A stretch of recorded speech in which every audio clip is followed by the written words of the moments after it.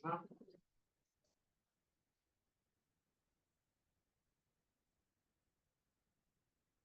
po, amazing morning, everyone. I am Mentor Melanie Almares po, founder ng Team Dawn, and under po ako ng Team Falcons. So, bakit po tayo nandito ngayon sa training na ito? So, ano ba ang kahalagahan ng training na ito? So, as you can see, ang itatakal po natin ay ang You to Dream or Road to Success. So, bakit ba kailangan natin itong itakil? So, even yung mga successful na tao, lagi silang merong road to success. May target sila. So, para lang din tayong nasa Enchanted Kingdom.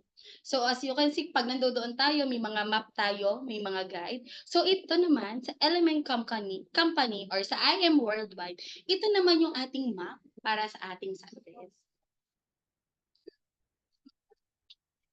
So, network marketing, syempre, it's not easy, but it is very simple. So, hindi talaga siya madali. Kasi may mga instances na may kakilala tayo, even warm natin, na duda sa networking. Kasi since hindi na maganda yung image ng networking sa Pilipinas, but still, I Am Worldwide is the best when it comes to networking. And also, yung ating network marketing, it must be duplicable. Pag sinabing duplicable, kailangan natin i-follow yung steps and at the same time, para makapag-duplicate tayo ng mas maraming mentors. So, advance and grow but never forget the basic. So, kasi, ang basic, siya yung foundation natin. So, yun yung ating panghahawakan para magawa natin yung step by step and at the same time, maging road to success. So, ano nga ba ang success? Bakit ba may mga mentors tayo na nakuha nila yung success? Kasi sila, sinunod nila yung Yuto dreams nila. Malaki yung kanilang pangarap. That's why, sinunod nila yung mga basic, nag-back to basic sila, sinunod nila, and step by step na reach nila yung goals nila. So, gusto ko ipakilala sa inyo ang one of the mentors na sinunod ang Yuto Dreams. Si Mentor Marlon. Kung makikilala nyo siya, siya kasi high school graduate. At the age of 24, millionaire na siya. Kayo ba, may kakilala kayo na 24 years old, millionaire na? Actually, ilang taon na nga tayo eh. Millionaire na ba? Kasi, imagine, high school graduate. Walang idea sa MLM company. Pero sinunod niya yung road to success. Imagine, isa siya sa ating millionaire.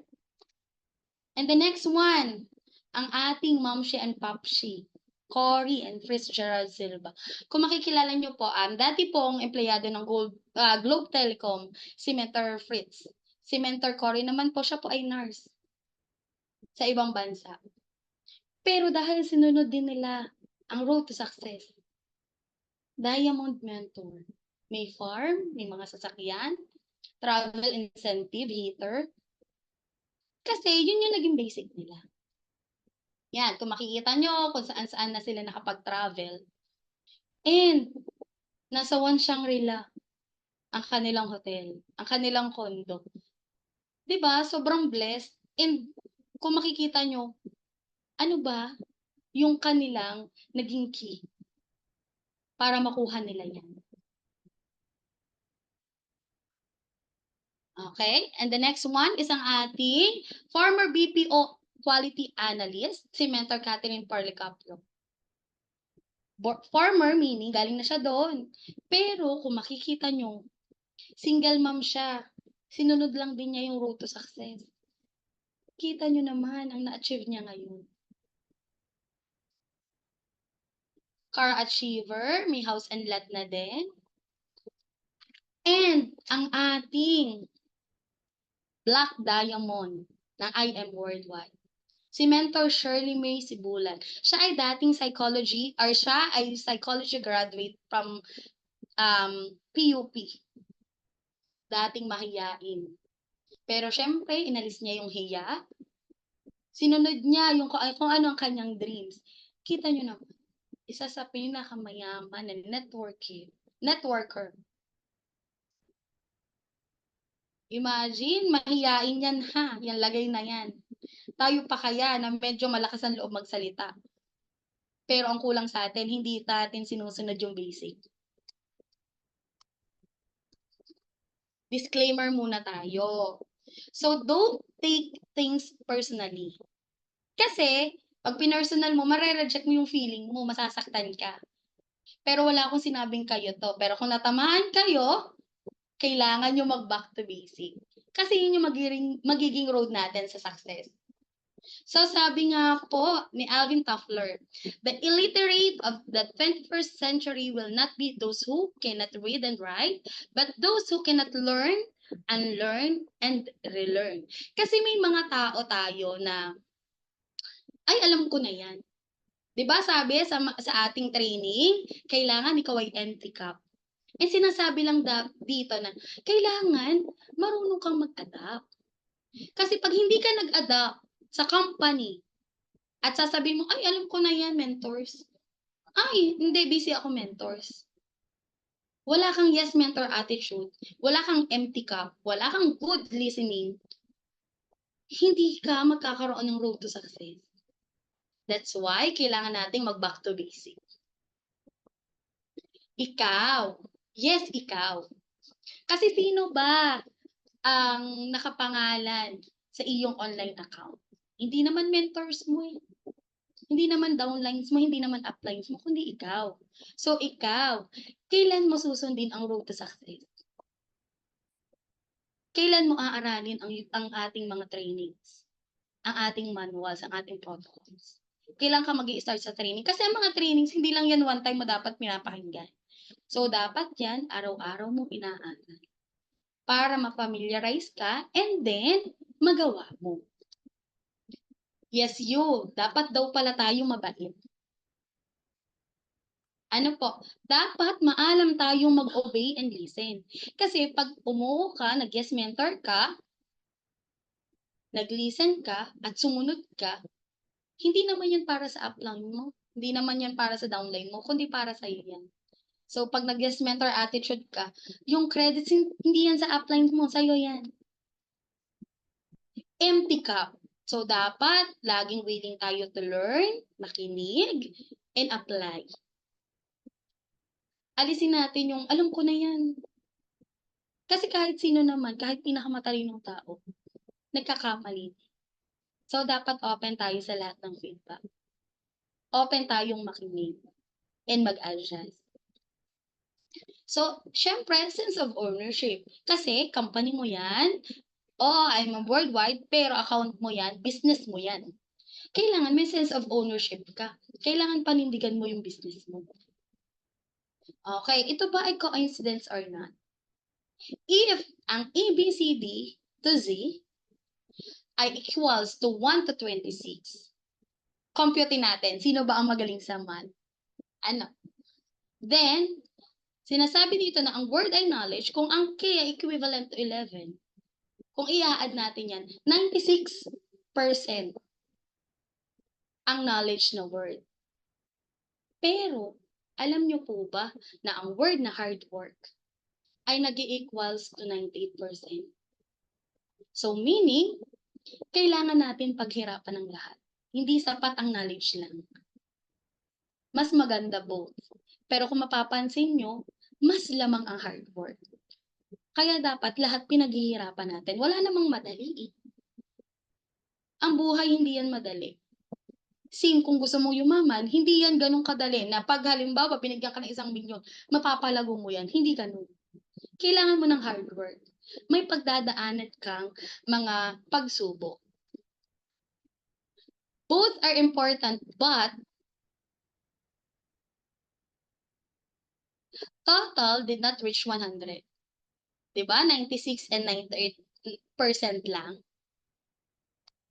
Alam nyo po ba na ang nagre-reach ng 100% ay ang word na attitude? So, ganun kahalaga ang attitude. Kasi, nagre-reflect yan sa sarili mo. Kung ikaw Ay, alam ko na yan. Ay, ayoko mentor, busy ako. Attitude yun eh. Kung ikaw ay magmamagaling ka sa mentors mo, hindi mo makukuha ang big dreams mo. Unlike, kung ang una nating aayusin ay attitude natin, malaki ang possibility na ma-reach natin ang ating goals. But bad attitude will ruin your team. True. Kasi magiging toxic ang kasama. Ang mangyayari dyan, lagi ka nakasalungat sa uplines mo, sa mentors mo. Kasi ang mindset mo, alam ko na, hindi nyo po ako pwedeng turuan kasi okay na. Mag-i-stop ka na lang kung anong meron ka. Kasi hindi ka matutong makinig sa uplines mo. A bad attitude is like a flat tire. You cannot go anywhere until you can change it. So kung hindi maayusin ang attitude mo, hindi ka aandar. So attitude is everything. So meaning, first and foremost, attitude dapat yung inaayos natin. Second one, GLLA. Good learning, listening, and lecturing attitude. So dapat tayo willing makinig. Willing matuto. Ano? Mga mentors. Kasi hindi naman talaga natin alam. Kita nyo ba dito sa pictures na ito? Lahat nakatingin kay Mentor Aika. Pero kita nyo yung isa, nakatingin siya doon sa kanyang relo. Kasi ang mindset niya, ay gusto ko din yan. Although nakikinig ako, kasi gusto ko din na makuha ko kung anong meron si mentors. Ganun dapat yung mindset natin. Huwag tayong mag-stop sa kung anong meron tayo. Kundi dapat, mas malaki dapat yung dreams natin. Second, learn basic network skills.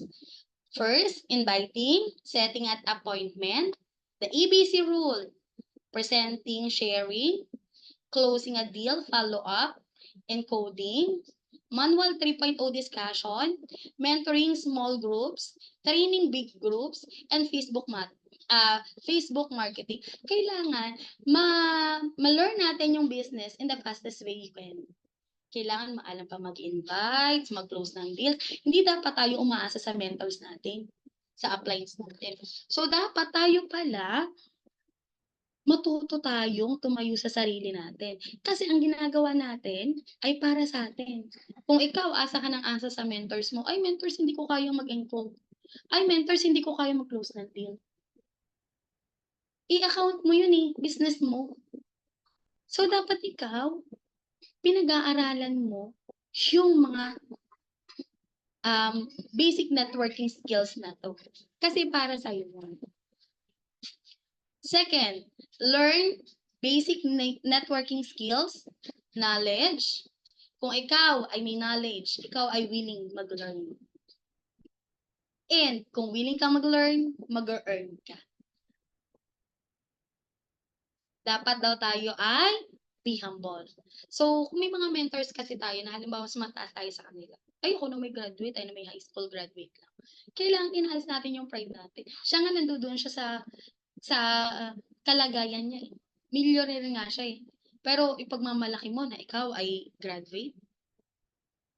Kasi pinapangunahan tayo ng pride. So yun dapat ay inaalis natin. Kailangan humble tayo sa lahat ng oras. Siyempre, non-stop learning. Sabi nga nila, dapat tayo lagi namimiso, laging umaattend ng trainings. Kasi bawat mentors na nagpe-present or speaker, marami tayong matututunan. Kasi iba-ibang mentors. Iba-iba sila kung paano nila na-reach ang goal. Yet, iisa naman yung daan na tinahak. Pero, yung learnings na makukuha natin sa kanila, is magagamit natin. Kasi possible, applicable yun sa atin. Law of Leverage book, unique book, trainings, mentoring, YouTube, and Mamiso. So, kailangan nakikinig pa rin tayo ng mga mentorings, ng training, nanonood ng YouTubes, kasi marami tayong matututunan sa bawat mentors. Knowledge applied is equal to income. Kung ano yung mga natutunan mo sa mga trainings, malaki ang possibility na makakuha ka ng income. Kasi ina-apply mo siya. Okay, school. Kasi ang school ay 17 years or more. Pero kung makikita nyo, may mga mentors. Kasi ang sa MLM company, mostly 5 years may result. May iba nga 1 year, 2 years lang eh. Pero nasa maximum tayo ng 5 years. Imagine sa school 17 years and more mo yan pinag-aaralan. Sa MLM, hindi ka magi-start. Hindi ka magi-stop ng learnings mo. And then, kung salary kasi tayo, nasasanay tayo ng minimum lang. While, sa networking, non-stop yung salary. May mga mentors tayo na milyon yung kinikita. Okay. Teach. Kailangan tayo ay nagpapaturo and natututo mag-teach sa ating mga kapwa mentors. What you've learned, you teach. So, kailangan matuto tayo na kung ano yung natutunan natin, i-apply natin, and i-share natin sa ibang mentors. Everything that you are, you pass to it down to your downlines. Kung ano yung mga natututunan natin dapat sa mga mentorings, sa mga trainings, kailangan hindi tayo nag-i-stop na ituro sa mga downlines natin. Kasi magiging inspiration tayo nila. May isip nila, ang bait naman ng mentors ko, lahat tinuturo sa akin. Kasi nararamdaman nila yung care natin sa kanila. So, duplicate. Kailangan dinuduplicate natin. Kung sa tingin mo, ikaw ay magaling ng mentors or na-duplicate ka na ng uplines mo, kailangan, ang target mo, mag-duplicate ka din ng downlines. Kasi, mas mai-inspire mo sila. Okay. Kailangan ng business meeting schedule. Okay, kung alabang tayo, 3:30 PM. Kung sa green belt naman ay 5 PM, yung mga trainings or business meeting. 4:30 naman ay training.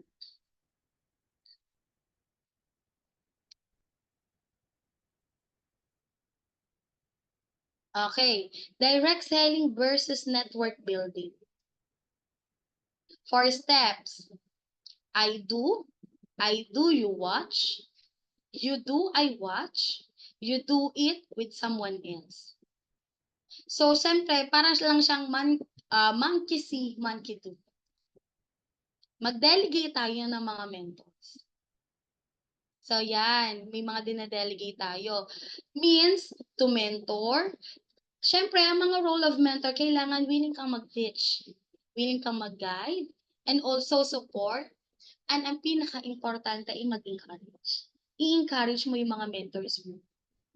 Kasi, kailangan matutunan nila na ang business, hindi mag-i-stop yan.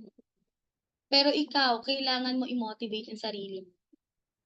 Para maging mabuti kang mentors, kailangan willing kang gawin ang mga ito para sa kanila. Trust your downlines, teach the application part, and do not rob his chance to become a leader. Lahat kasi may chance na maging leader. Don't stop.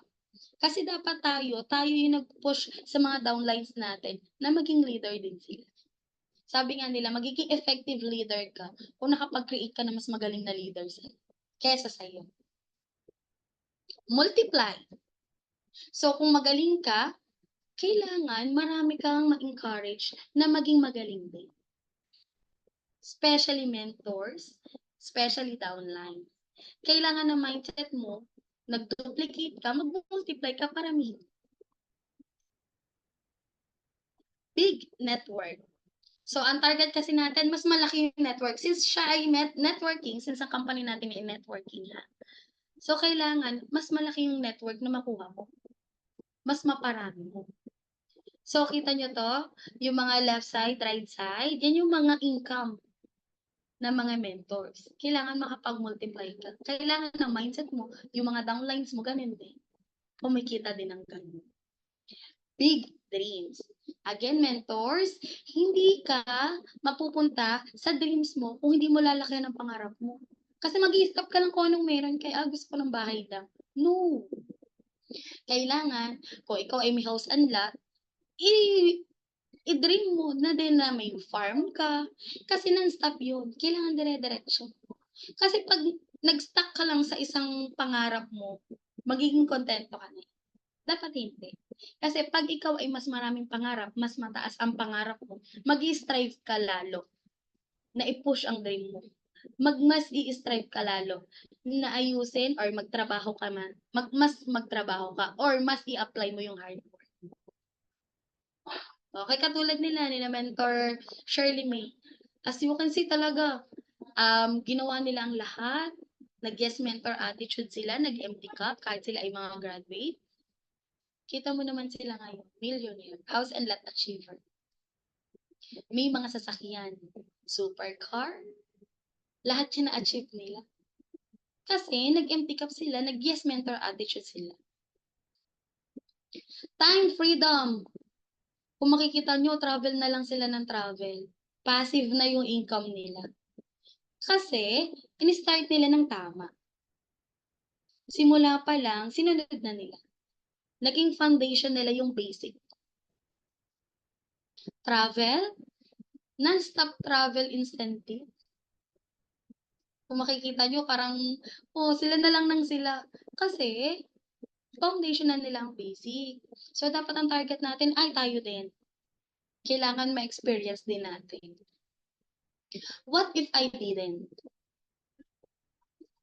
Kasi, wala tayong big dreams. Stop lang tayo na, okay na ako makakain 3 times a day. No, hindi pala dapat ganun. Dapat mas malaki yung pangarap natin. Wala din tayong big income. And also, wala din tayong big network kasi nag-start nakontento na tayo kung anong meron tayo. Hindi din tayo nagmo-multiply. So, hindi tayo nagse-share ng knowledge natin. Hindi tayo nagde-delegate ng mga downlines. Hindi natin sila ini-encourage. Hindi tayo nag-guide. Hindi tayo nagsusupport. Hindi tayo nagdo-duplicate. Kasi nag-i-stop lang sa atin kung ano lang yung learnings. So, dapat tayo, ang mindset natin ay nakikitaan ko siya ng potential. Dapat lahat ng mentors, lahat ng downlines mo, dine-delegate mo. Hindi tayo nagtuturo. Yun yung sad reality. Hindi tayo natututo. Laging ang mindset natin, alam ko na yan. Wala tayong good listening learning. Ikaw. Kasi yun yung mali sa atin. Oo, ikaw. Kaya siguro, andyan ka lang. Kasi hindi mo ginagawa yung mga bagay na yun. Kasi hindi mo sinusunod yung road to success. Kasi hindi mo ginagawang foundation yung basic. Not your upline, downlines, and crosslines. That's right. Kasi kung ano man yung meron tayo ngayon, kung bakit hindi natin na-achieve yung mga bagay na yun. Kasi, hindi tayo gumagalaw. Hindi natin siya pwedeng isisi sa upline, downlines, and crosslines. Hindi natin pwedeng isisi na, pinapasok mo ko dito, sabi mo yayaman ako. Hindi. Kasi ikaw mismo, hindi ka uma-attend ng trainings, hindi mo ina-apply na yung natutunan mo, hindi ka maalam mag-yes mentor attitude, and ang mindset mo, alam ko na yan. Yes, it's you, not me. Why reinvent the wheel when you don't have to? Do not reinvent the wheel. Kasi, hindi natin kaya na kung ano yung wheel na ginagawa, yun din yung kalalagyan natin. Kasi kailangan, mag-start tayo doon. Mag-start tayo sa basic. Do you have a goal board? Ikaw, mentors, tanungin mo nga ang sarili mo, ako ba ay may goal board? Ako ba ay may dream board?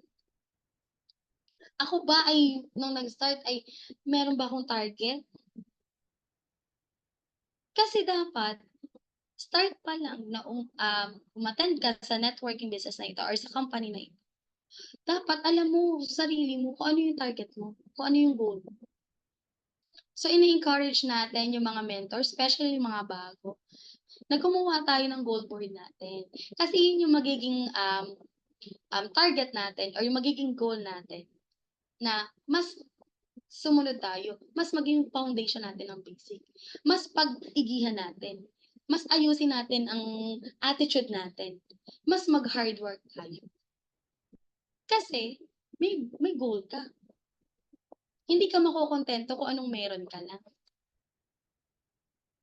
Sabi nga ni Matthew 19 verses 26, with man, this is impossible, but with God, all things are possible.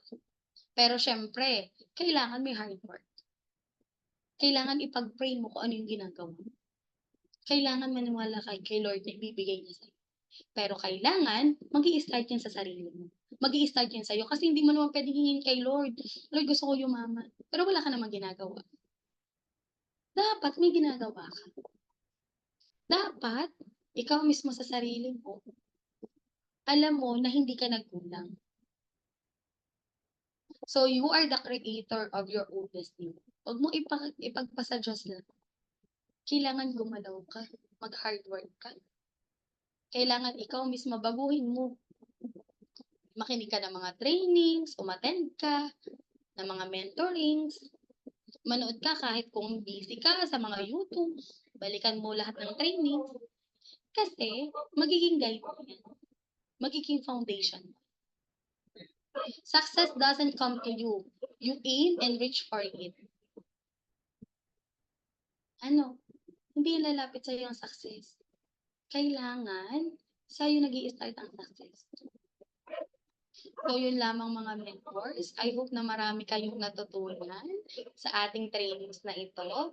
Again, I am Mentor Melanie Almares po, founder ng Team Dawn, under ng Team Victorious Spiritual. To God be all the glory, mentors. Thank you po.